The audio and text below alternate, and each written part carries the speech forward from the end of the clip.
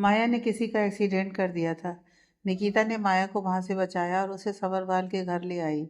लेकिन फिर भी माया की माँ रूपा जी निकिता को ही डांट रही थी। तुम क्यों आई यहाँ पर? चली जाओ यहाँ से। तब उन्हें सबरवाल ने गुस्से में कहा, अगर वह नहीं होती तो अभी तुम्हारी बेटी घर नहीं आती और तुम उस पर गुस्सा कर रही हो। तब रूपा जी ने कहा, अगर मेरी बेटी का ये हाल है तो इसकी वजह से, सिर्फ यही तो है। पता नहीं उन लोगों ने इसके साथ क्या किया। वो सदमे से बाहर ही नहीं निकल पा रही है। इन सब में 9 महीने से भी ज्यादा हो गया और मेरी बेटी अभी भी वहीं की वहीं पर है। माया जी गुस्से में यह सब बोल रही थी, लेकिन फिर भी ये सब सच ही तो था। निकिता को बहुत शर्मिंदगी हो रही थी। अगर सिद्धार्थ ने उस दिन उसे सबक सीखने के लिए कुछ भी किया था, वह सब सिर्फ निकिता के लिए ही तो किया था। निकिता माफी मांगते हुए बोली, मुझे माफ कर दीजिए। मुझे नहीं पता था कि अभी भी ये उसी सदमे में है और सिद्धार्थ ने भी ये सब जानबूझकर नहीं किया था। माया ने भी गलती की थी तो सिद्धार्थ ने उस दिन गुस्से में आकर सब कर दिया।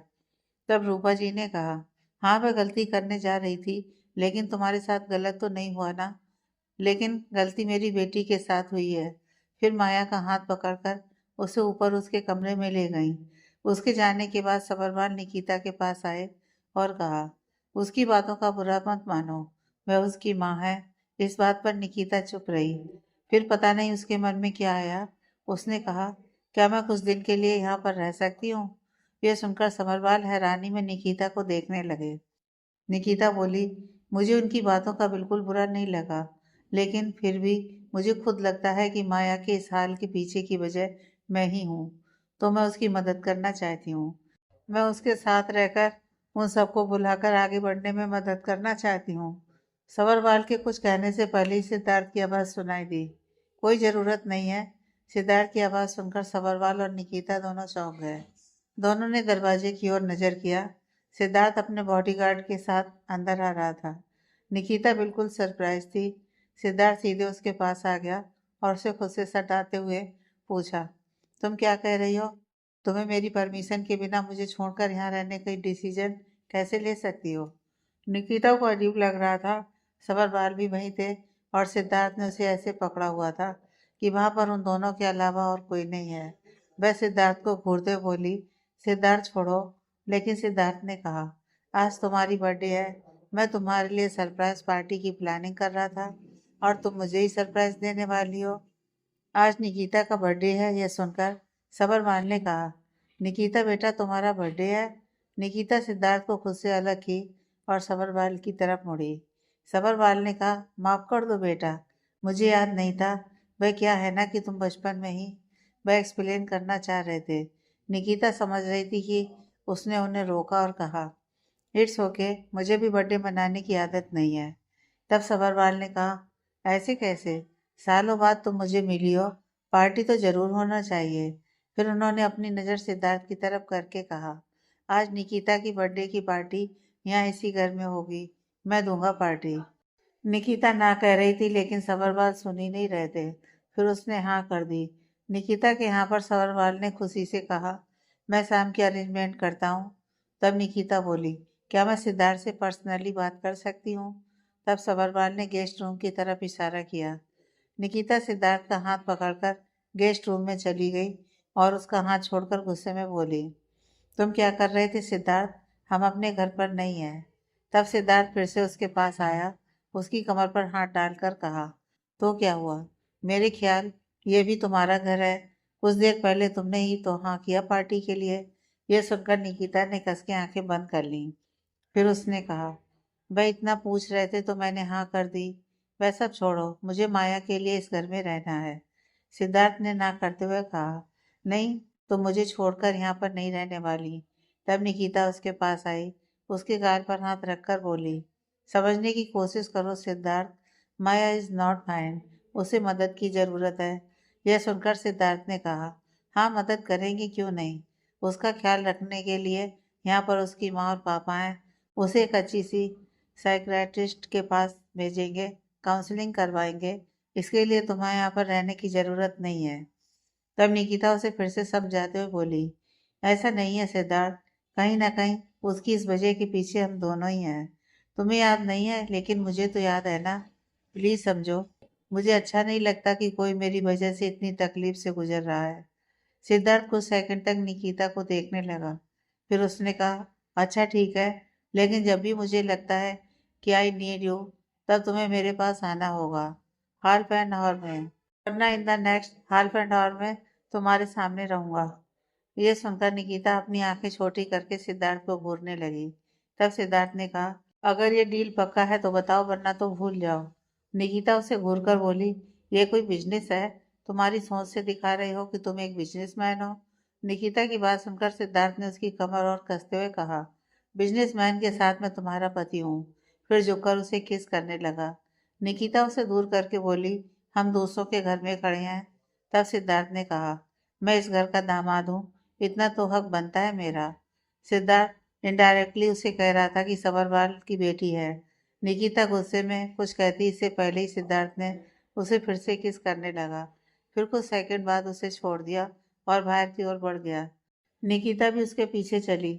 दोनों के बाहर आने पर सबरवाल ने कहा, पार्टी की अरेंजमेंट हो गई, शाम को 6 बजे से शुरू होगा, जरूर आना है। सिद्धार्थ ने कुछ नहीं कहा, मैं बाहर की ओर निकल गया। निकिता सबरवाल से बोली, मुझे भी एजेंसी में कुछ काम है, शाम तक आ जाती हूँ। फिर वह भी बाहर आ गई। निकिता उसकी कार की ओर बढ़ रही थी, इतने में सिद्धार्थ ने उसका हाथ पकड़कर खींचते हुए उसके साथ कार में बिठा लिया। निकिता कंफ्यूजन में, क्या कर रहे हो? मुझे जाना है, एजेंसी में काम है। सिद्धार्थ ने कहा, मैं ड्रॉप करूंगा। निकिता गुस्से में बोली, नहीं जाना है मुझे तुम्हारे साथ, स्टॉप दी कार। लेकिन सिद्धार्थ कुछ अलग ही मूड में था और उसे किस करने लगा। निकिता उसे दूर होकर ड्राइवर की तरफ देखा, लेकिन वह बिल्कुल सरप्राइज थी। उनके और ड्राइवर के बीच में कुछ दिखाई नहीं दे रहा था, वह कवर्ड थी। उसने अपनी नज़र सिद्धार्थ की तरफ की।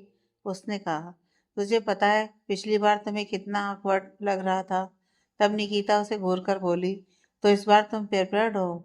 सिद्धार्थ मुस्कुराकर उसकी ओर झुकते हुए कहा, टाइम क्यों वेस्ट कर रही हो, तुम्हारी एजेंसी आ जाएगा। और फिर से उसे किस करने लगा। निकिता उसे फिर से दूर करते हुए पूछती है, तुम्हें कैसे पता चला कि मैं यहाँ पर हूँ? तब सिद्धार्थ ने कहा, अगर तुम कुछ करो तो मुझे कैसे नहीं पता चलेगा। मेरी बीवी आज तक मेरे अकाउंट से 1 रुपए भी नहीं लिया, लेकिन आज उसने एक ही बार में 30 लाख खर्च किया है, तो खबर मेरे तक आएगी ना। तब निकिता बोली, सॉरी, मेरे पास और कोई ऑप्शन नहीं था। तब सिद्धार्थ ने कहा, तुम सॉरी क्यों बोल रही हो, मेरा सब कुछ तुम्हारा ही तो है। फिर उसका हाथ अपनी छाती पर रखा। निकिता ने मुस्कुरा दिया और वह खुद सिद्धार्थ को खींचकर उसे किस करने लगी। सिद्धार्थ ने निकिता को उसकी एजेंसी पर ड्रॉप किया और वह काम पर निकल गया। निकिता एजेंसी में एंटर होती है। यहाँ एजेंसी पर एक भी नजर नहीं आ रहा था। वह आश्चर्य से सबको ढूंढने लगी, कहाँ चले गए सब, कि केबिन में जाकर देखती हूँ, कोई नहीं था। तो सोचने लगी, एजेंसी खोलकर कहाँ चले गए। फिर बड़बड़ाते हुए हर्षिता को कॉल करती है। हर्षिता का मोबाइल की आवाज़ निकिता के केबिन की तरफ से आ रही थी। वह उसके केबिन की ओर बढ़ी और धीरे से दरवाज़ा ओपन किया। दरवाज़ा ओपन करने पर एक जोर की आवाज़, बूम। फिर सबकी आवाज़, हैप्पी बर्थडे निकी। निकिता पहले आवाज़ से घबरा गई, फिर सबको देखकर वह मुस्कुराने लगी। चंदू के हाथ में केक था, सबने बर्थडे हैट पहना हुआ था। उसके साथ हाथों में बैलून गिफ्ट पकड़ के उसके लिए हैप्पी बर्थडे सॉन्ग गा रहे थे। निकिता को यह सरप्राइज बहुत अच्छा लगा। हर्षिता उसके पास आई, उसे गले लगाकर बोली, happy birthday my dear Nikita. Nikita ने मुस्कुराकर कहा, थैंक यू सो मच। फिर सब निकिता के पास आए, उसे गले लगाकर हैप्पी बर्थडे विश किया। उसके बाद निकिता ने केक काट कर सबको खिला दिया। कुछ देर बाद सब फिर से अपने अपने काम में लग गए। करीब शाम को 5 बजे सब निकल रहे थे। निकिता ने सबको शाम की पार्टी में इनवाइट किया था। निकिता को पिक करने सिद्धार्थ आया था। वह निकिता को लेकर वहां से चला गया। आज खुशी को लेने राहुल और वीर दोनों आए थे। खुशी दोनों को घूर रही थी। उसे समझ में नहीं आ रहा था कि किसके साथ जाए। तब वीर ने कहा, कोई बात नहीं, तुम राहुल के साथ जाओ, इट्स ओके। खुशी वीर के पास आई और उसे हक करके थैंक यू भैया, फिर राहुल के साथ निकल गई। नेहा को हर्षिता बुलाती है, चलो शॉपिंग पर चलते हैं, शाम को पार्टी में जाना है ना, बड़े बड़े लोग आएंगे तो थोड़ा प्रिपरेशन तो बनती है। तब नेहा बोली, नहीं मैम, मुझे अभी घर जाना है, मुझे देखना है कि पुनीत क्या कर रहा है।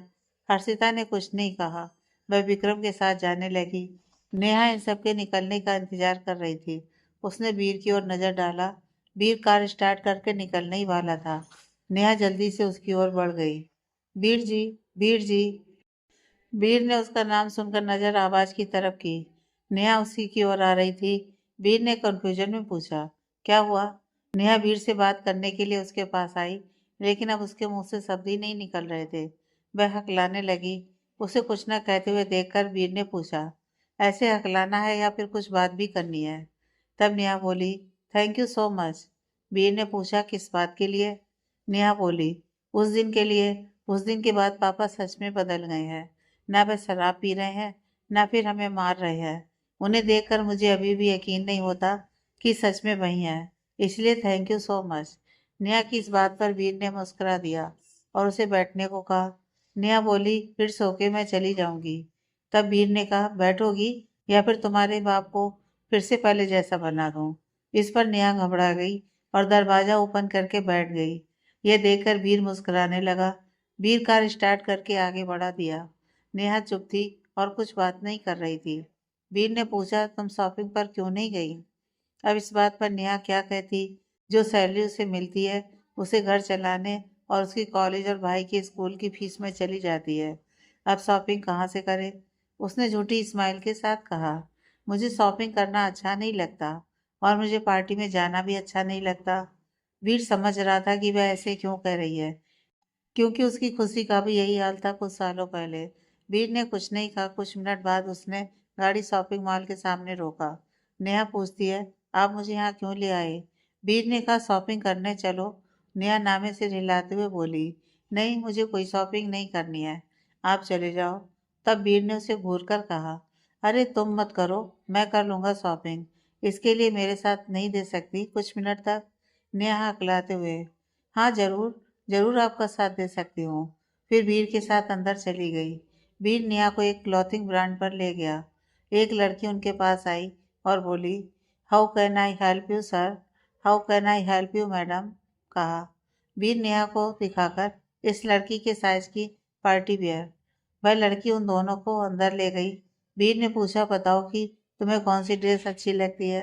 नेहा बोली, मुझे कुछ भी नहीं चाहिए, आपको जो पसंद है ले लो। वीर ने कहा, लड़कियों की पसंद मुझे क्या पता, तुम सिलेक्ट करो। नेहा को लगा कि वीर खुशी के लिए या फिर उसकी गर्लफ्रेंड के लिए ले रहा है, तो नेहा वहाँ दो तीन ड्रेसेस सिलेक्ट करती है और वीर को दिखाकर बोली, इसमें से कोई भी ले लीजिए, बहुत अच्छा लगेगा। वीर ने कहा, क्या तुम ट्राई करके दिखा सकती हो? नेहा कंफ्यूजन में, मैं? वीर ने कहा, हाँ, वह भी लगभग तुम्हारी हाइट और साइज की है, तो देखने से अच्छा है कि अगर ट्राई किया तो पता चल जाएगा ना कि लुक कैसी होगी। नेहा अंदर चली गई और एक वाइट कलर की ड्रेस पहनकर बाहर आई। वीर ने कहा, नहीं। फिर नेहा अंदर चली और ब्लू कलर की एक ड्रेस पहनकर बाहर आई। वीर ने फिर से कहा, नहीं। फिर नेहा एक बोतल ग्रीन कलर की ड्रेस पहनकर बाहर आई। इस ड्रेस में नेहा को देखकर वीर सिर्फ उसे देखता ही रह गया। यह हाफ शोल्डर वाला वी कट वन पीस था। नेहा बहुत ही प्रिटी लग रही थी। वीर उसके पास आया और उसके चेहरे पर आए बालों को कान के पीछे करते हुए कहा, वेरी ब्यूटीफुल। नेहा एकदम से फ्रीज हो गई और एकटक वीर को देखने लगी। फिर वीर ने उस लड़की से कहा, यह वाला पैक कर दो। नेहा फिर से अंदर चली गई और चेंज करके बाहर आ गई। इतने में वीर पे करके उस ड्रेस को ले लिया था। जैसे ही वह दोनों शॉप से बाहर आए, उन्हें राहुल और खुशी मिल गए। नेहा खुशी और राहुल को देखकर चौंक गई। उसे समझ में नहीं आ रहा था कि अब उसे क्या कहना है, कि वह उसके भाई के साथ क्या कर रही है। खुशी को देखकर जितना नेहा शॉक्ड थी, उससे भी ज्यादा खुशी थी कि नेहा उसके भाई के साथ है। वह एकटक नेहा को घूर रही थी।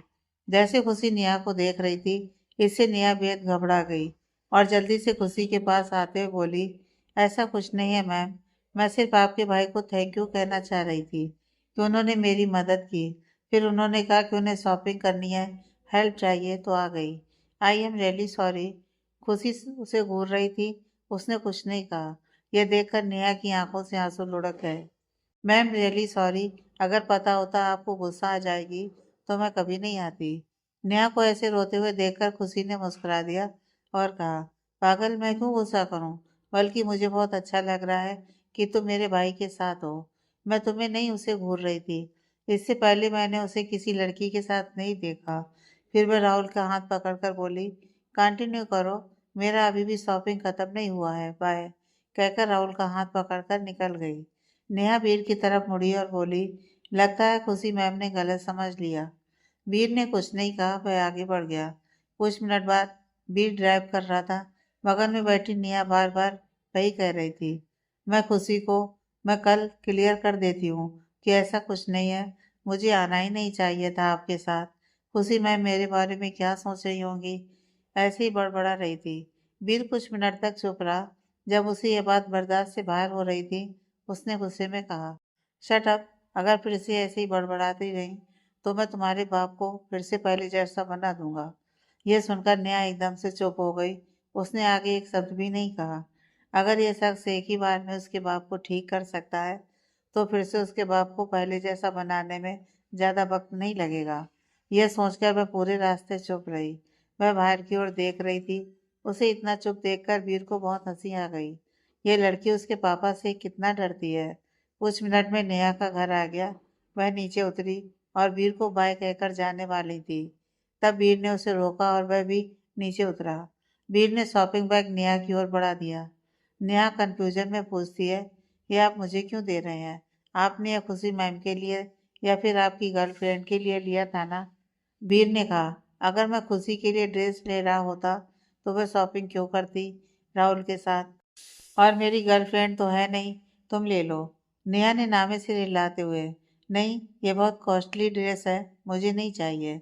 फिर से वीर बैग नेहा के हाथ में देते हुए कहा, नहीं, अगर मैं किसी को गिफ्ट दे दिया तो उसे पीछे लेने का सवाल ही नहीं होता। फिर कार की ओर बढ़ गया। कार का दरवाजा ओपन किया और बैठने से पहले कहा, मेरी गर्लफ्रेंड बनने में कुछ प्रॉब्लम है? इस बात पर नेहा की आंखें फैल गईं। वह एकटक उसे देखने लगी। वह बिल्कुल फ्रीज हो गई थी। उसके मुंह से शब्द ही नहीं निकल रहा था। वीर ने मुस्कुराकर कार में बैठ गया और स्टार्ट करके वहां से निकल गया। नेहा सिर्फ उसकी कार को जाते हुए देख रही थी। निकिता की बर्थडे पार्टी अरेंजमेंट सबरवाल जी के घर में बहुत जोरों शोरों से चल रही थी। ये सब देखकर रूपा जी को बहुत गुस्सा आ रही थी। वह गुस्से में सबरवाल जी के पास आई और पूछने लगी, ये सब क्या है? जिस लड़की की वजह से आज हमारी बेटी की ये हालत है, आज उसका बर्थडे यहाँ पर मना रहे हैं। मैं ये होने नहीं दूंगी। तब सबरवाल जी ने कहा, वह भी मेरी बेटी है। यह सुनकर रूपा जी व्यंग से हंसकर बोली, अच्छा, ये आपको कब से याद आई कि वह आपकी बेटी है? इससे पहले कहाँ थी वह? अभी वह शहर का बहुत बड़ा बिजनेसमैन की पत्नी बन गई है तो आपकी ममता बाहर आ गई। तब सबरवाल ने कहा, आज अगर मेरी बिजनेस डूबने से बची है तो उसी की वजह से। तब रूपा जी ने कहा, अगर आपकी बिजनेस डूबी थी तो भी उसी की वजह से था। तब सबरवाल ने गुस्से में चिल्लाकर कहा, अगर उस दिन माया ने उसे नुकसान पहुंचाने की कोशिश नहीं की होती तो ऐसा कभी नहीं होता। कुछ भी हो, लेकिन अभी वह सिद्धार्थ की पत्नी है और मेरी बेटी। इसे कोई नहीं बदल सकता। उसका जन्मदिन यहाँ पर होगा तो होकर रहेगा। अगर तुम्हें यह सब अच्छा नहीं लग रहा था तो आज रात के लिए बाहर जा सकती हो। और एक और बात, आज से वह यहीं रहेगी कुछ दिनों के लिए, तो तेरा मुंह बंद रखना। आज से निकिता यहीं रहेगी। यह सुनकर रूपा जी ने गुस्से में कहा, वह लड़की यहाँ पर, मैं उसे मेरी आंखों के सामने बर्दाश्त नहीं कर सकती। तब सबरवाल ने कहा, बर्दाश्त करने को किसने कहा?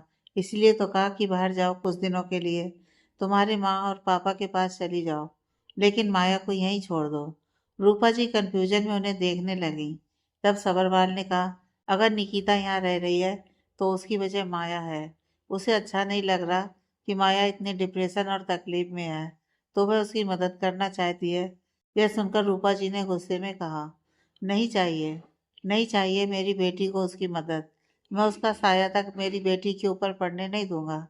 तब गुस्से में रूपा जी की आंखों में घूर कर कहा, तुम जानती हो, अगर तुमने ऐसी वैसी हरकत कुछ किया तो मैं कुछ भी कर सकता हूँ। अगर तुम चाहती हो कि जैसा हमारी जिंदगी अभी चल रही है वैसी रहे तो चुप रहो, कहकर वह बाहर चले गए।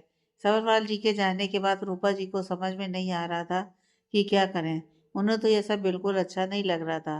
निकिता का यहाँ रहना, यह बर्थडे पार्टी, ऊपर से वह लड़की उसकी बेटी की मदद भी करना चाहती है, ये बात उनसे बर्दाश्त नहीं हो रही थी। उन्होंने उनके पापा को कॉल किया और उनसे बात करने लगे। सिद्धार्थ निकिता को लेकर घर पहुंच गया था। निकिता शाम की पार्टी के लिए तैयार हो रही थी। निकिता ने रेड कलर का बैकलेस लॉन्ग वी कट वाला ड्रेस पहना हुआ था। उसकी क्लीवेज थोड़ा नजर आ रही थी। बालों को कर्ल करके एक तरफ खुला छोड़ दिया था। उसके हाथ में मैचिंग पर्स ब्रेसलेट, चेहरे पर हल्का सा मेकअप, बहुत ही हॉट लग रही थी। सिद्धार्थ ने ब्लैक कलर का सूट पहना हुआ था। वह भी बेहद हैंडसम लग रहा था, हमेशा की तरह। निकिता को देखकर सिद्धार्थ उसके पास आया और कहा, क्या अभी पार्टी में जाना जरूरी है? निकिता कंफ्यूजन में सिद्धार्थ को देखने लगी। तब सिद्धार्थ ने झुककर उसके कानों में कुछ कहा तो निकिता की आंखें फैल गईं। उसने अपनी नज़र सिद्धार्थ की तरफ की और उसे घूरने लगी। सिद्धार्थ ने कहा, सोच लो, ऑफर बढ़िया है। निकिता उसके कोट पकड़कर खींचते हुए बोली, बिल्कुल नहीं, मुझे तुम्हारा ऑफर बिल्कुल अच्छा नहीं लगा। अभी चलो पार्टी में चलते हैं। निकिता और सिद्धार्थ दोनों को एक साथ देखना ही मज़ेदार चीज़ था। ऊपर से अभी निकिता उसके कोट से खींचकर उसे बाहर ले जा रही थी, तो ये सीन बहुत लाजवाब था। कुछ मिनट में दोनों सवरवाल जी के घर पर थे। सिद्धार्थ और निकिता को देखकर सवरवाल इतना खुश थे कि उनके चेहरे पर की स्माइल बता रही थी। पार्टी की अरेंजमेंट तो बहुत अच्छे से किया गया था। इतना अच्छा था कि सवरवाल ने खुद उसके बर्थडे में भी इतना इंतजाम तो किया नहीं होगा। आज इस पार्टी में बहुत सारे लोग आने वाले थे। सिद्धार्थ के बहुत करीबी लोग भी आने वाले थे, तो इतना तो बनता ही था। मिस्टर सवरवाल को सबकी नज़रों में जो आना था। जो लोग सिद्धार्थ की शादी में आए थे, उन्हें तो पता था कि निकिता उसकी पत्नी है। जो लोग नहीं आए थे, आज पता चल रहा था। वैसे सवरवाल ने बहुत सारे लोगों से निकिता की इंट्रोड्यूस करवाई और सिद्धार्थ ने भी निकिता को बहुत सारे लोगों से इंट्रोड्यूस करवाया। जब कुछ मिनट के लिए फ्री हो गए, तब निकिता ने पूछा, माया कहीं दिखाई नहीं दे रही? तब सवरवाल ने कहा, वह सिद्धार्थ से डरती है। इतने सारे लोग हैं, अगर उसे बाहर ले आए तो हंगामा हो जाएगा, इसलिए वह अपने कमरे में है। निकिता ने कुछ नहीं कहा। वह समझ सकती थी कि माया की कंडीशन अभी कैसी है, तो चुप रही। पार्टी में निकिता के दोस्त भी आए थे। खुशी राहुल के साथ आई थी, हर्षिता विक्रम के साथ। चंदू ने नेहा को पिक किया था। हर्ष नहीं आया था। उसे भी डर था कि अगर वहां पर शर्मिला हुई तो वह उसे फेस नहीं कर पाएगा। चंदू ने उसे बहुत समझाने की कोशिश की कि वो लोग नहीं जानते कि वह सच जानता है, लेकिन फिर भी हर्ष की हिम्मत नहीं हो रही थी, तो चंदू चुप हो गया। नेहा अकेली आ रही थी, तो उसने नेहा को पिक किया। निकिता अपने दोस्तों से बात कर रही थी, तभी खुशी ने कहा, निकी मैम, आज आपने कुछ ऑब्जर्व किया है? निकिता कंफ्यूजन में, क्या? तब खुशी नेहा को दिखाते हुए बोली, आपने आज अपनी नेहा को देखा? कितनी खूबसूरत लग रही है ना? तब निकिता ने नेहा को देखकर कहा, सच में आज आप दोनों से ज़्यादा खूबसूरत तो वही लग रही है। आप दोनों से क्या मुझसे भी ज़्यादा प्रिटी लग रही है। यह सुनकर नेहा बोली, प्लीज़ मैम, आप ऐसे मत कहिए, आप सबसे ब्यूटीफुल हो। फिर निकिता ने पूछा, आज के ये मेकओवर किसके लिए? इस पर नेहा हकलाने लगी। तब खुशी बोली, मेरे भाई के लिए। यह सुनकर हर्षिता नेहा को देखते हुए, सच में? नेहा हड़बड़ा गई और बोली, मैम ऐसा कुछ नहीं है, आज ऐसे ही उनके साथ शॉपिंग पर चली गई थी, बस चुप हो गई। उसके मुंह से शब्द ही नहीं निकल रहे थे। खुशी और निकिता हंस रहे थे। हर्षिता हैरानी में नेहा को देख रही थी। नेहा ने अपनी नज़र नीचे कर ली। उसे बहुत अजीब लग रहा था। तब निकिता उसका चेहरा ऊपर उठाते हुए बोली, क्या हुआ? कोई गलत बात नहीं है।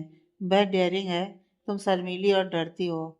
जोड़ी खूब जचेगी। नेहा खिलाने लगी कि मैम ऐसा कुछ नहीं है, लेकिन किसी ने उसकी बात ही नहीं सुनी, तो वह चुप हो गई। वह मन में यही सोच रही थी कि उसने वीर के साथ गई ही क्यों, उसे जाना ही नहीं चाहिए था। तब निकिता की नज़र शर्मिला जी पर पड़ी, जो समीर के साथ पार्टी में एंटर हो रही थी। उन दोनों को देखकर निकिता को हर्ष की बातें याद आने लगी थी। इन बातों को वह लगभग भूल ही गई थी। इतने में सवरवाल जी ने सबको कपल डांस के लिए इनवाइट कर रहे थे। सब अपने अपने पार्टनर्स के साथ हाथ पकड़कर डांस फ्लोर पर उतर गए। सिद्धार्थ निकिता के पास आया और अपना हाथ आगे बढ़ा दिया। निकिता ने मुस्कुराकर उसके हाथों में अपना हाथ दे दिया और उसके साथ डांस करने लगी। विक्रम, हर्षिता, खुशी, राहुल, नेहा चंदू के साथ डांस करने लगी। सिद्धार्थ निकिता की आंखों में देखते हुए कहा, तूने आज मेरी बात नहीं सुनी ना? तब निकिता उसकी आंखों में देखते हुए बोली, बताओ कि मैंने कब नहीं सुनी तुम्हारी बात? सिद्धार्थ उसे घूरते हुए कहा, कुछ देर बाद पता चल जाएगा कि कौन किसको सबक सिखाता है। तब निकिता बोली, भूल जाओ, आज मैं तुम्हारे हाथ में लगने वाली नहीं हूँ। मैं बता दूं कि आज से मैं यहीं पर रुकने वाली हूँ।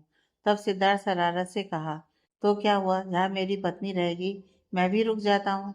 क्या तुम्हारा बाप मुझे बाहर धक्का देकर निकाल देगा? इस पर निकिता ने मुस्कुरा दिया। समीर वहीं कोने में खड़े इन दोनों को देख रहा था। उसे देखकर कहना मुश्किल था कि वह क्या सोच रहा था। इन दोनों को गुस्से में देख रहा था या फिर जलन से। उसके फेस पर कोई भाव नहीं थे, बस सिर्फ एक टक दोनों को घूर रहा था। निकिता सिद्धार्थ दोनों एक दूसरे में खोए हुए थे। उसने सिद्धार्थ को हक किया और झूमने लगी। तभी उसकी नज़र शर्मिला जी पर पड़ी, जो सबरवाल के साथ बात कर रही थी। कुछ बात करने के बाद दोनों ऊपर कमरे की ओर बढ़ गए। यह देखकर निकिता सिद्धार्थ से अलग हुई और बोली, 2 मिनट, बस अभी आई। सिद्धार्थ ने कुछ नहीं कहा, वह जाकर एक टेबल पर बैठ गया। निकिता शर्मिला जी और सबरवाल के पीछे गई। वह दोनों वहां के कमरे में चले गए। निकिता वहीं दरवाजे के पास खड़ी हो गई। उन्होंने दरवाजा बंद कर दिया। निकिता उनकी बातें सुनने की कोशिश कर रही थी। बाहर बहुत शोर था, उसे ठीक से सुनाई नहीं दे रहा था। उसे कुछ भी करके अंदर की बातें सुनना था। फिर उसने देखा कि कमरे की खिड़की में थोड़ा सा ओपनिंग था। वह जाकर सुनने की कोशिश करती है, लेकिन कुछ सुनाई नहीं दे रहा था। बाहर पार्टी की आवाज़ बहुत जोर से आ रही थी, तो उसने अपना फ़ोन निकालकर रिकॉर्डर ऑन किया और उसे छोटे से गैप में फ़ोन की स्पीकर को अंदर डाला, ताकि वह उसके बाद रिकॉर्डिंग करके आराम से सुन सके। अभी वह खिड़की के पास खड़ी थी, तभी उसे पीछे से किसी की आवाज़ सुनाई दी। किसी की आवाज़ सुनकर वह हड़बड़ा गई। उसने झट से मुड़ा तो ये समीर था। समीर को देखकर निकिता एक राहत की सांस लेती है। समीर ने पूछा, ये तुम्हारी बर्थडे पार्टी है, तुम्हें तो नीचे सबके साथ एंजॉय करना चाहिए, लेकिन तुम यहाँ ऊपर क्या कर रही हो? तब निकिता बोली, मुझे बाथरूम यूज़ करना था, इसलिए ऊपर आई थी। निकिता का फ़ोन वहाँ था, वह ऐसे ही छोड़कर जा भी नहीं सकती थी। उसे समझ में नहीं आ रहा था कि समीर के साथ क्या बात करे। वह हकलाने लगी। तब समीर ने कहा, I am sorry. Nikita confusion में बोली, सॉरी किस बात की? तब समीर ने कहा, तुम्हें लगा होगा कि यह सॉरी इसलिए है कि मैं तुम्हारे पीछे था, कि मैं तुमसे प्यार करता हूँ और तुम मेरे भाई की पत्नी हो। लेकिन ऐसा नहीं है। तुम मेरे भाई की पत्नी हो, ये जानकर भी तुम्हारे प्रति मेरा भाव, फीलिंग्स बदल नहीं रही है। समीर की बात पर निकिता पहले चौंक गई, फिर उसने मुस्कुराकर कहा, मुझे अच्छा लगा, इसलिए, यह नहीं कि तुम मेरे बारे में ये सब सोच रहे हो, बल्कि ये इसलिए कि जो भी तुम्हारे मन में है वह सच बता रहे हो। कुछ लोग ऐसे होते हैं कि मन में एक और, बाहर एक और। लेकिन अभी तुम्हें मुझसे ज़्यादा माया के बारे में सोचना है। वह तुम्हारी सबसे अच्छी फ्रेंड है ना। कुछ दिनों से वह बीमार है, उसका मेंटल कंडीशन ठीक नहीं है, तो तुम्हें उसके साथ रहना, उसे स्ट्रांग करना है, उसे आगे बढ़ने में मदद करना है। और मैं भी तुम्हारा साथ दूंगी। मैं भी माया को जितना जल्द हो सके उन सब से बाहर निकालना चाहती हूँ। क्या तुम मेरी मदद करोगे? तब समीर ने कहा, सॉरी, मुझे माया की चीज़ों पर कोई इंटरेस्ट नहीं है। मैंने पहले ही इस बात को क्लियरली माया को बता दिया था। मुझे कोई फर्क नहीं पड़ता कि वह क्या सोचती है मेरे बारे में। कहकर मुड़ा और उसके ठीक पीछे माया खड़ी थी। माया को देखकर समीर ने ज़्यादा रिएक्ट नहीं किया। उसे एक नज़र देखकर वहां से चला गया। उसके जाने के बाद अभी वहां पर माया और निकिता दोनों ही थे। निकिता ने कहा, आई एम सॉरी। माया ने कुछ नहीं कहा, वह रोते हुए कमरे की ओर बढ़ गई। निकिता जल्दी से अपना फोन ली और माया के पीछे चली गई। वह बेड पर बैठी रो रही थी। निकिता उसके पास गई और धीरे से अपना हाथ उसके कंधे पर रखा। माया झट से रोते हुए कसके निकिता को हक कर ली। निकिता ने धीरे से उसके सिर पर हाथ फेरते हुए कहा, सॉरी, मेरी वजह से। तब सिसकते हुए माया बोली, तुम सॉरी क्यों बोल रही हो? ये सब तो होना ही था। मैं जानती थी समीर को मेरे ऊपर फीलिंग्स नहीं है, लेकिन फिर भी मैं उसके पीछे थी। वह मेरी गलती थी। मुझे पता था कि समीर पिल्ले बॉय था, लड़कियों को बदलता रहता है। पता नहीं क्यों समीर तुम्हारी ओर खींचे चला जा रहा था। मुझे लगा कि तुम कुछ अलग हो, बाकी लड़कियों की तरह नहीं हो। मुझे डर लगने लगा, इसलिए मैंने तुम्हें बर्बाद करने की सोची, लेकिन मैं खुद बर्बाद हो गई। वह कहते हैं ना, every action has equal and opposite reaction. बस वही हुआ मेरे साथ। तब निकिता बोली, तुम्हारी माँ ने ठीक कहा, तुम गलत करने जा रही थी, लेकिन गलत नहीं हुआ मेरे साथ। गलत हुआ है तो सिर्फ मेरी वजह से। तब माया बोली, नहीं, जैसे मैं गुस्से में तुम्हें बर्बाद करने की सोच रही थी, बस ऐसे ही सिद्धार्थ ने भी गुस्से में कदम उठा लिया। मैं समझ सकती हूँ उसकी कोई गलती नहीं है, क्योंकि वह तुमसे प्यार इतना करता है। पता है, प्यार करने वाले अपने प्यार के लिए कुछ भी कर सकते हैं। वह किसी भी हद पार कर सकते हैं। मैं समीर के लिए करने जा रही थी और सिद्धार्थ तुम्हारे लिए। तब निकिता बोली, जो भी हो, लेकिन मुझे तुम्हें ऐसे देखा नहीं जा रहा। फिर उससे अलग हुई और उसकी आंखों में देखकर बोली, तुम मेरी बहन हो, मैं अपनी आंखों के सामने मेरी बहन को ऐसे टूटते हुए नहीं देख सकती। यह सुनकर माया ने फिर से कसकर निकिता को हक कर लिया। दोनों बहनें एक दूसरे को पकड़कर रोने लगीं। पार्टी खत्म हो चुकी थी, सारे गेस्ट चले गए थे, लेकिन सिद्धार्थ तभी भी यही था। ऊपर एक कमरे में निकिता उसे घूरते हुए पूछती है, घर नहीं जाना तुम्हें? सिद्धार्थ ने कहा, जहाँ तुम हो वही मेरा घर है। निकिता बोली, तुम अभी के अभी घर जाओ। सिद्धार्थ ने कहा, नहीं, मैं तुम्हें छोड़कर कहीं नहीं जाने वाला। उसके पास आने लगा। निकिता अपने कदम पीछे लेते हुए बोली, नहीं, अभी जाओ यहाँ से। लेकिन सिद्धार्थ मुस्कुराते हुए उसकी ओर बढ़ रहा था और कहा, आज तुम्हारा बर्थडे है। मैंने तुम्हें कल पूरा दिन सरप्राइज किया था, गिफ्ट दिया था, और उसके रिटर्न गिफ्ट चाहिए मुझे। निकिता ने पूछा, तो तुम्हें कल के बदले में कुछ चाहिए? ये गलत है। कुछ करके उसके बदले कुछ मांगना, और वह मेरी मर्जी होती है देना या ना देना। तब सिद्धार्थ ने कहा, अगर लोग प्यार करते हैं, एक दूसरे से दूर हैं, तो एक दूसरे को टेस्ट करते हैं। गुड मॉर्निंग, उसके बदले में दूसरे भी बदले टेक्स्ट करते हैं। अगर वह दोनों रिलेशनशिप में साथ हैं, तो लड़के ने गिफ्ट दिया तो लड़की खुश होकर उसे किस करती है। यह उस लड़की की रिटर्न गिफ्ट देने का तरीका है। लेकिन तुम मेरी पत्नी हो। मैंने तुम्हें कल पूरा दिन सरप्राइज किया, उसके बदले मुझे कुछ ज़्यादा ही चाहिए। तब निकिता बोली, एक चीज़ के बदले एक और चीज़ को आशा करना गलत होता है। यह कोई बिजनेस नहीं है। तब सिद्धार्थ ने कहा, लेकिन प्यार के बदले प्यार करना तो गलत बात नहीं है। निकिता बोली, कुछ भी हो, लेकिन डोंट टच मी। तब सिद्धार्थ ने उसका हाथ पकड़कर अपनी ओर खींचकर कहा, अगर मैं न टच करूं, तो तुम्हारे ऊपर से मेरा हक है। तुम मेरी हो और मैं तुम्हारा हूँ। फिर झुककर उसे किस करने लगा। दूसरे कमरे में रूपा जी गुस्से में। वह लड़की काफी नई थी कि अब वह भी यही रहने लगा है। मेरी बेटी उससे डरती है और आप चाहते हैं कि वह भी यही रहे। मैंने पापा से भी बात की, उन्हें भी बिल्कुल अच्छा नहीं लगा जो कर रहे हैं। तब सवरवाल जी ने गुस्से में कहा, तुम झूठ क्यों बोल रही हो? उन्होंने कहा कि जो मैं कर रहा हूँ वह सही है। इससे मेरे बिजनेस में बहुत कुछ बदलने वाला है। मैंने सपने में भी नहीं सोचा था कि एक दिन सिद्धार्थ इस घर में रहेगा। तुम समझने की कोशिश क्यों नहीं कर रही हो? ये इतनी बड़ी बात है कि छोड़ो, तुम्हें यह बात कभी समझ में नहीं आएगी। तब रूपा जी बोली, हाँ, आप सारे बिजनेसमैन एक जैसे ही होते हैं। आप सबको बिजनेस के अलावा कुछ और दिखाई नहीं देता। मैं यहाँ पर एक पल भी नहीं रुकने वाली। मैं अपनी बेटी को लेकर मेरे पापा के घर जा रही हूँ, कहकर मुड़ी और कमरे से बाहर जाने लगी। तब सवरवाल ने उनका हाथ पकड़ लिया और कहा, अगर तुम्हें जाना है तो तुम जा सकती हो, लेकिन मेरी बेटी यहाँ से कहीं नहीं जाने वाली। रूपा जी गुस्से में उनका हाथ झटकते हुए बोली, वह मेरी बेटी है। मैं मेरी बेटी को यहाँ नहीं छोड़ने वाली। वह उनकी बात ही नहीं सुन रही थी। तब गुस्से में सवरवाल जी ने उनके ऊपर हाथ उठा दिया, लेकिन उनके हाथ हवा में रुक गए। यह देखकर रूपा जी ने कहा, रुक क्यों गए? मार देते, मैं दूसरी अनु बन जाती, उसकी तरह मैं भी मर जाती। तब आपको पूछने वाला कोई नहीं होता। आपकी मर्जी, जो चाहे कर सकते हो। तब सबरवाल ने कहा, रूपा, तुम पुरानी बातों को मत छेड़ो। उस दिन गलती से हो गया था, मैंने जानबूझकर नहीं किया था। तुम जानती हो उस दिन क्या हुआ था? तब रूपा जी ने कहा, मैं जानती हूँ। अभी इतने साल आपके साथ रहने के बाद मुझे कभी कभी लगता है कि आपने जानबूझकर उसे मारा था ताकि वह मर जाए। तब सबरवाल ने उन्हें समझाते हुए टोन बदल दी और धीरे से कहा, एक मिनट रूपा, मेरी बात समझने की कोशिश करो। उस दिन जो हुआ वह सिर्फ हादसा था। मेरे मन में ऐसा कुछ नहीं था। लेकिन अभी मेरी बात समझो, निकिता को यहाँ रहना जरूरी है। तब रूपा जी उनका हाथ झटक कर बोली, आपसे बात करना ही बेकार है। फिर जाकर अपनी जगह पर लेट गई। उन्हें सवरवाल जी के ऊपर बहुत गुस्सा आ रहा था। इस इंसान को पैसे के सिवा कुछ और दिखाई क्यों नहीं देता? सालों पहले जो कुछ भी उस दिन हुआ था, वह सब देखने के बाद भी इन्होंने उनसे शादी क्यों किया था? ये सब सोचते हुए उन्हें खुद पर भी बहुत गुस्सा आ रहा था।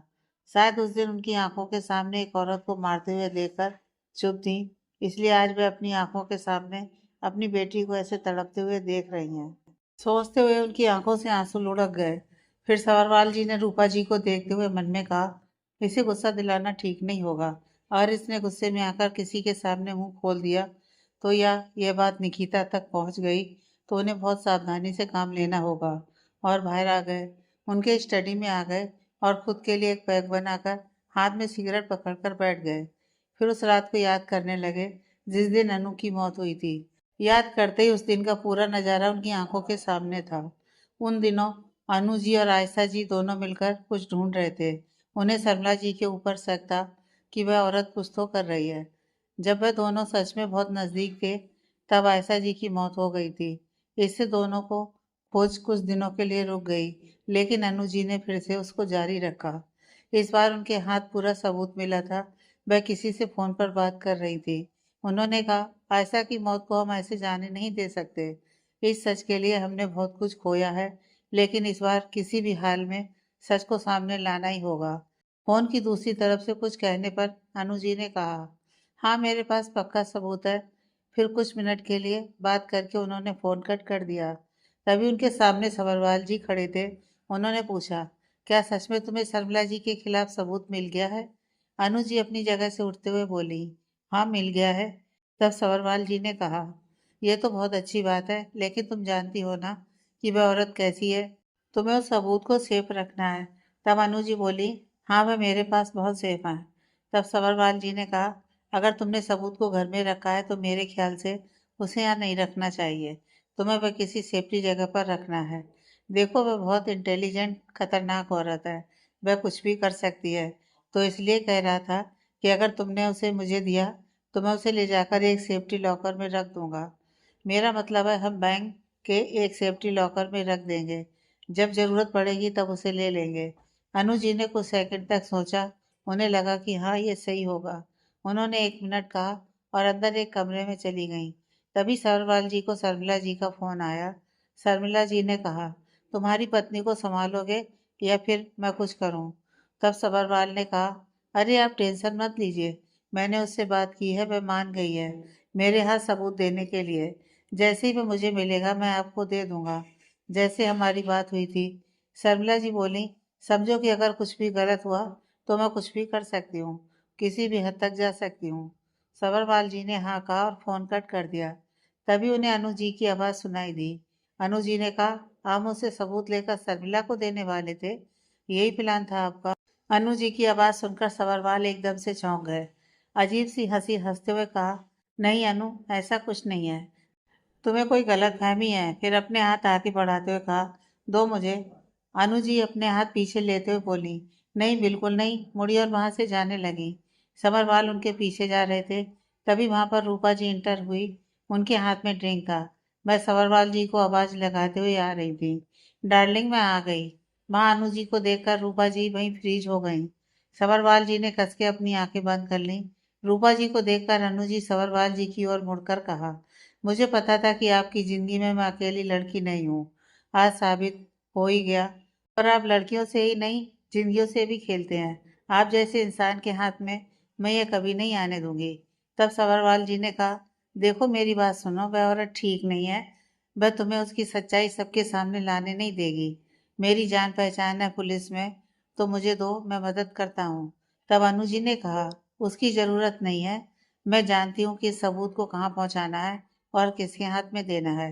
जिस इंसान को ये जानने की जरूरत है, अगर उन तक ये सच्चाई पहुंच गई तो शर्मिला जी का खेल खत्म। फिर मुड़कर जाने लगी। तब सबरवाल ने उनकी ओर बढ़े और उनका हाथ पकड़कर उनके हाथ में उस पेपर्स को छीनने लगे। अनु जी भी पेपर्स उनके हाथ नहीं दे रही थी। वह उनसे लड़ रही थी ताकि वह पेपर्स उनके हाथ न लगे। रूपा जी वहीं खड़ी सिर्फ उन दोनों को देख रही थी। वह दोनों को ऐसे देखकर वह बेहद घबरा गई थी। वे अपनी जगह से हिली तक नहीं। सबरवाल जी ने गुस्से में उनके हाथ से पेपर छीन लिए और उनके गाल पर एक जोरदार तमाचा जड़ दिया। बस अनु जी नीचे गिर गईं। सबरवाल ने उस पेपर्स को देखा। पेपर्स को देखकर सबरवाल जी की आंखें बड़ी हो गईं। ये तो वह नहीं थे, ये तो सिर्फ ऐसे ही कुछ कागज थे। इनमें ऐसा कुछ नहीं था जैसे सबरवाल सोच रहे थे। वे गुस्से में अनु के पास आए और नीचे बैठकर उनसे पूछने लगे कि ये सब क्या है बताओ। ये अनु जी की तरफ से कोई रिप्लाई नहीं था। तभी सवरवाल जी ने देखा कि अनु जी के कान और नाक से खून आ रहा था। वह घबरा गए और अनु जी का गाल थपथपाते हुए उन्हें उठाने लगे। अनु अनु। लेकिन अनु जी न हिल रही थी या कुछ।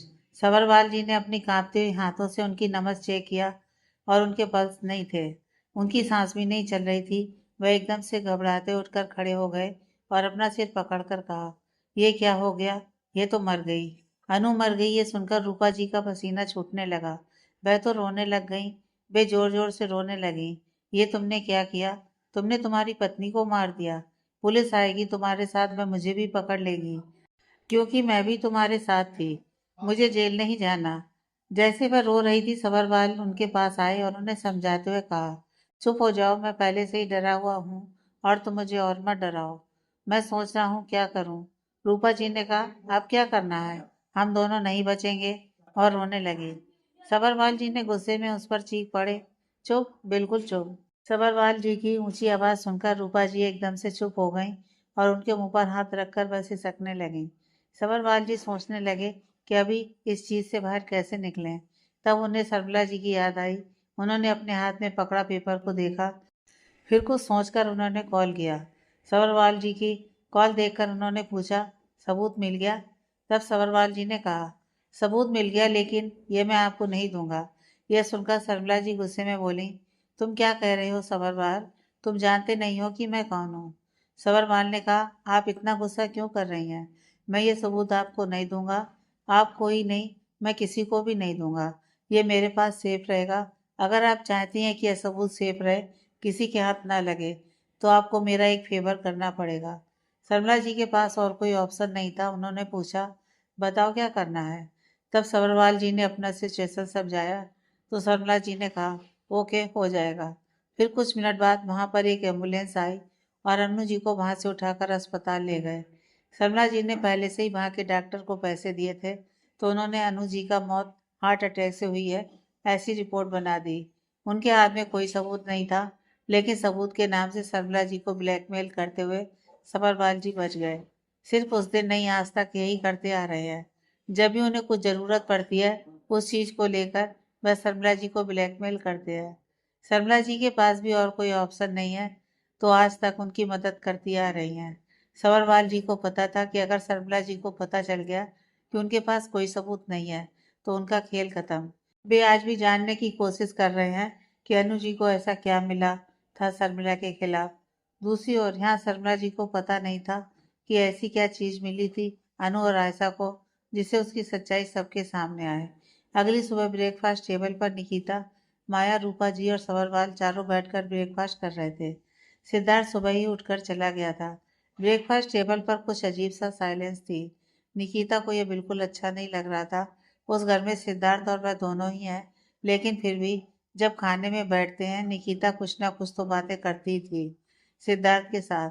अब यहाँ जो उनके हैं अपने हैं, एक उसका पापा और एक दूसरी उसकी बहन, दोनों से उसका खून का रिश्ता है।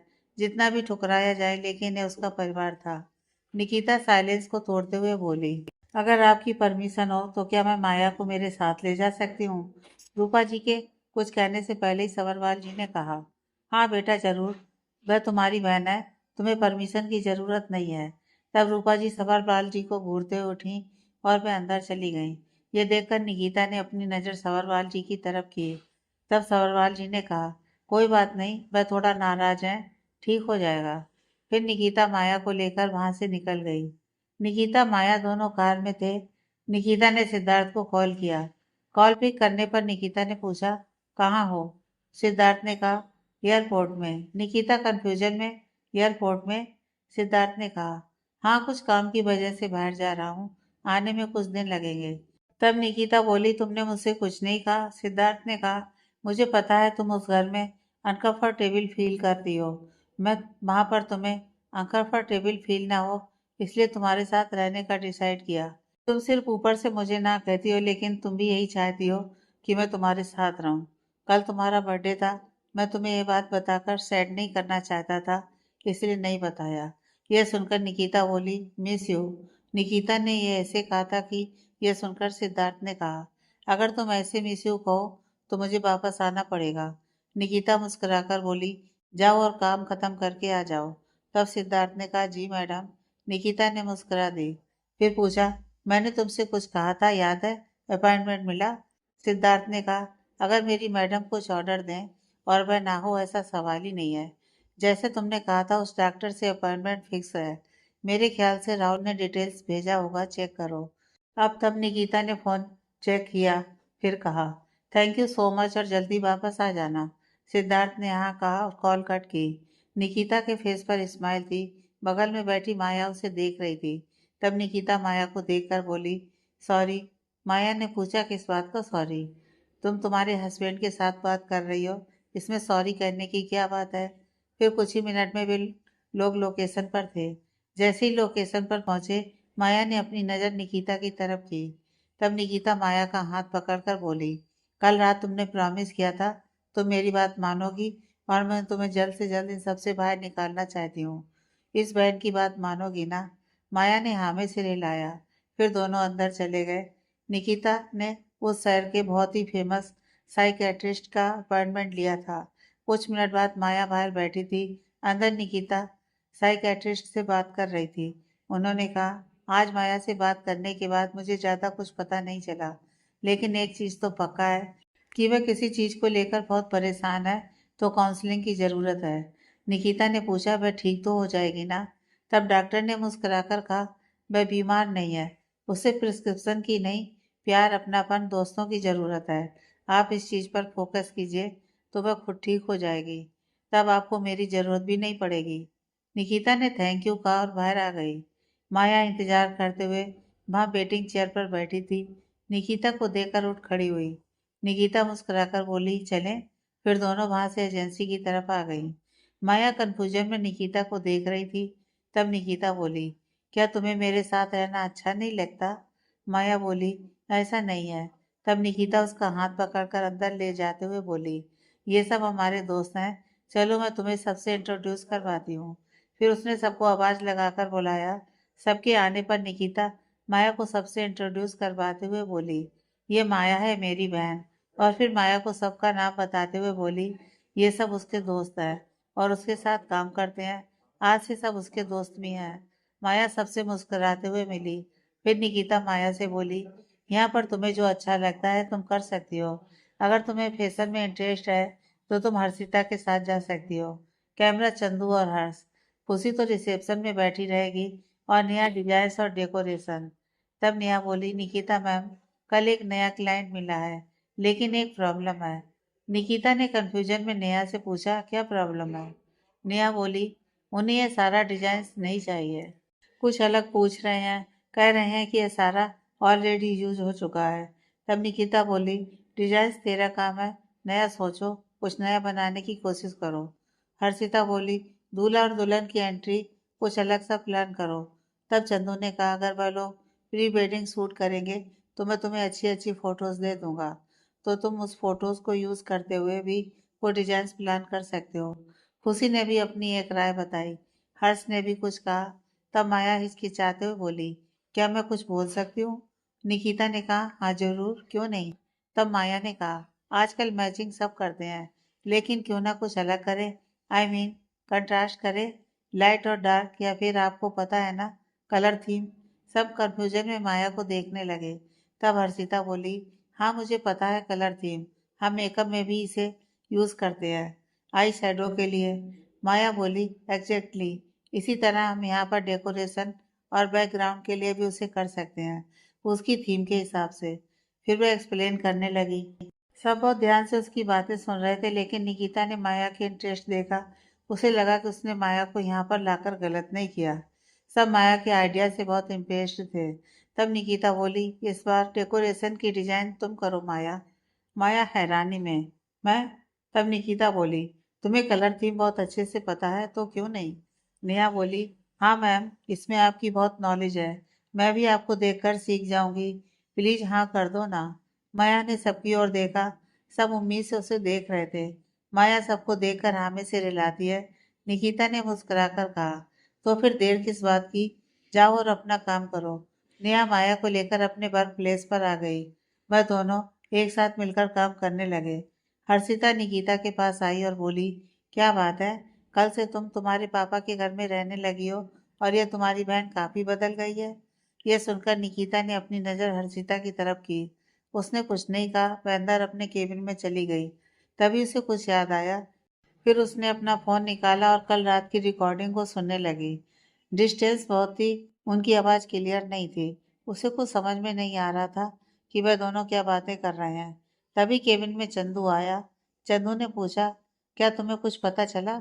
निकिता बोली, कल मैं सबरवाल और सरमला जी को कुछ सीक्रेटली बात करते हुए देखा, तो मैंने उसे रिकॉर्डिंग करने की कोशिश की। फिर उसने वह रिकॉर्डिंग चंदू को सुनाते बोली, बहुत डिस्टरबेंस है, वो सुनाई नहीं दे रहा।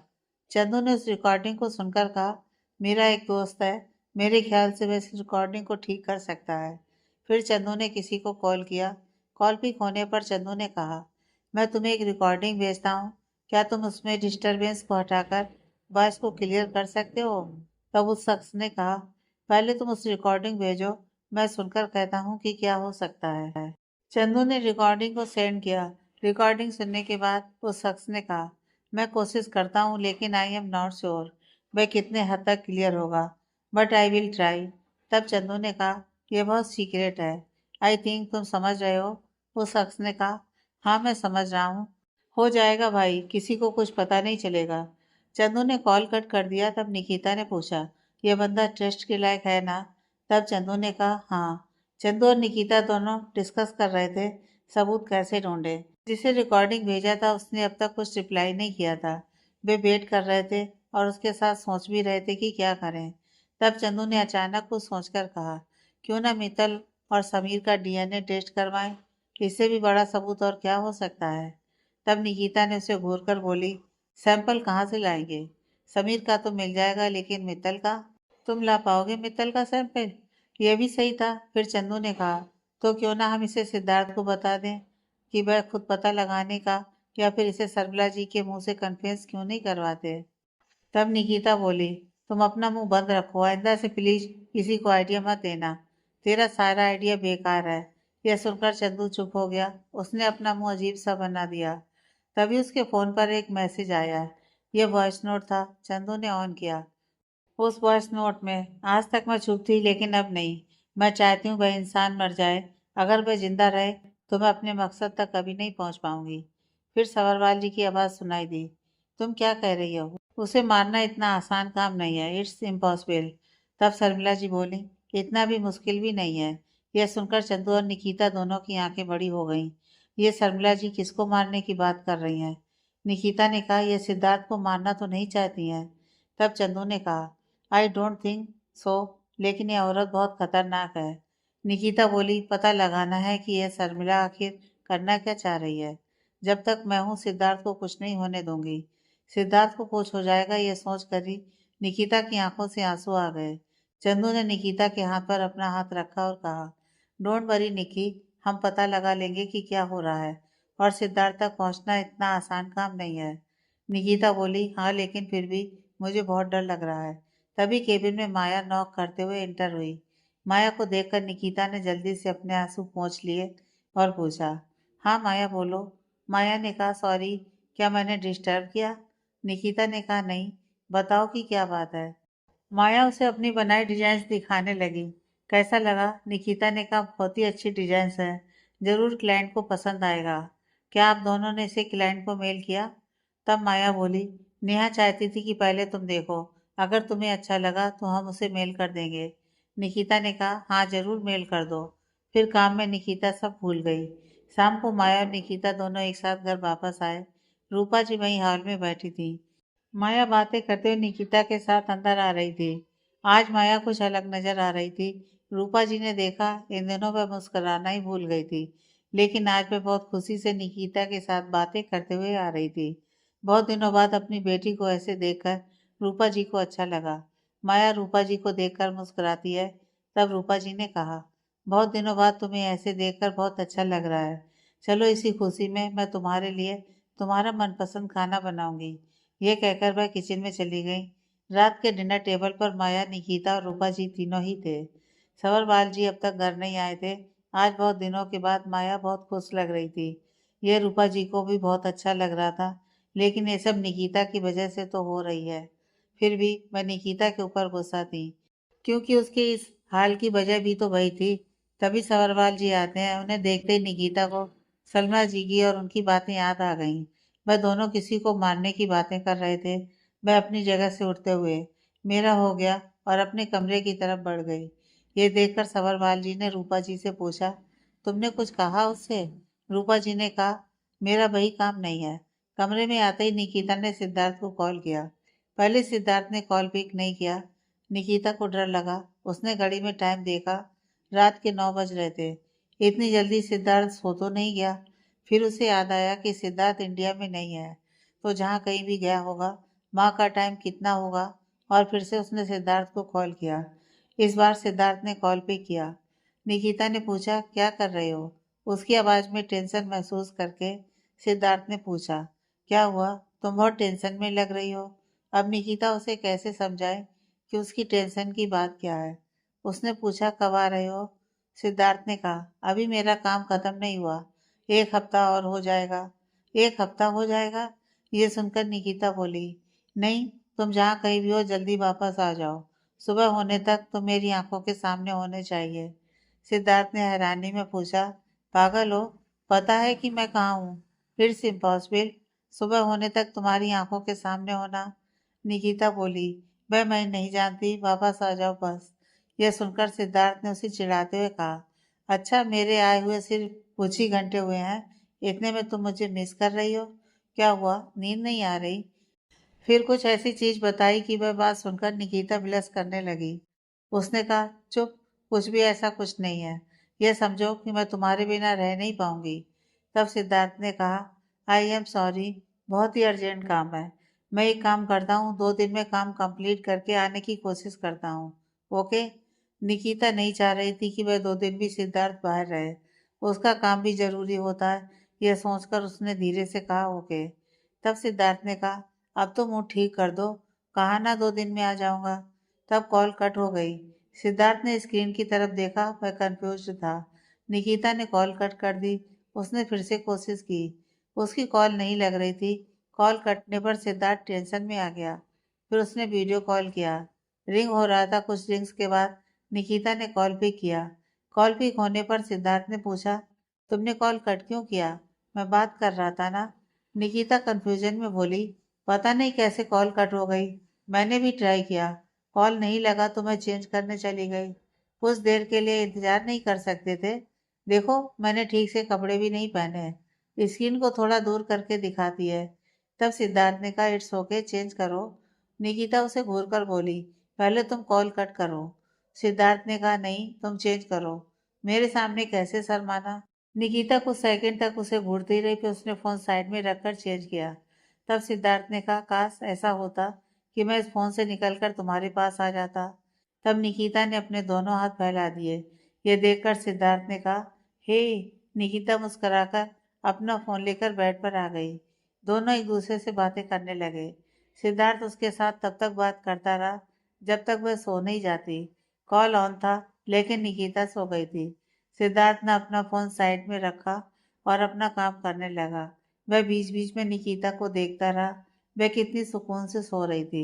अगली सुबह जब निकिता की नींद खुली, उसकी नज़र उसके सामने रखे उसके फोन पर पड़ी। वहां सिद्धार्थ का मुस्कुराता हुआ चेहरा दिखाई दे रहा था। निकिता की नींद खुलने पर उसने कहा, गुड मॉर्निंग। निकिता हैरानी से उठकर बैठ गई और फोन अपने हाथ में लेकर पूछी, तुम रात भर सोए नहीं?